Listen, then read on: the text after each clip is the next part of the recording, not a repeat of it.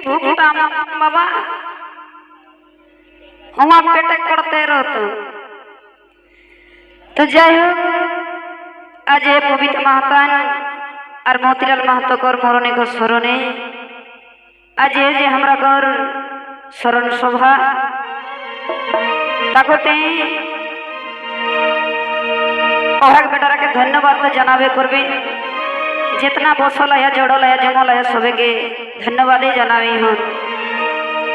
तो देखा गो ए जे माई बाप जियत भगवान सत्य जियत भगवान लागल कहे न जखरा खातिर हमरा ई दुनिया आलो देखला हो जखरा खातिर एते सुंदर देही एते सुंदर जीवन ओकरा हला माई और बाप आज जखरा खातिर घर संसार पाइला ओकरा कोने न सासर ससुर आज जी सारा जीवन के दायित्व बाबर लेला तई कोने न निजे स्वामी सोया ए पांच लोग के जे माने पारे ओकर ले पुन्नारी दुनिया किछु नहीं के जते के पूजा पाठ करे आज जते के दान धर्म करे इगला किछु न है गृहस्थ धर्म हेले सबले बड़ धर्म सबाई संगे हासि खुशी मेले भावे रिझे रंगे रहे कर कोसनी करबे चेष्टा करबे। तो सेई आमी एकटा टुसु गीते हवे हो तो सेई गीते किना कहे एगो माई बापे तो जियत भगवान एगो माई बापे तो जियत भगवान देखा के वही राग समान देखा के वही राग समान माई बापे तो जिया भगवान देखा के वही राग समान देखा के वही राग समान माई बापे तो जिया भगवान।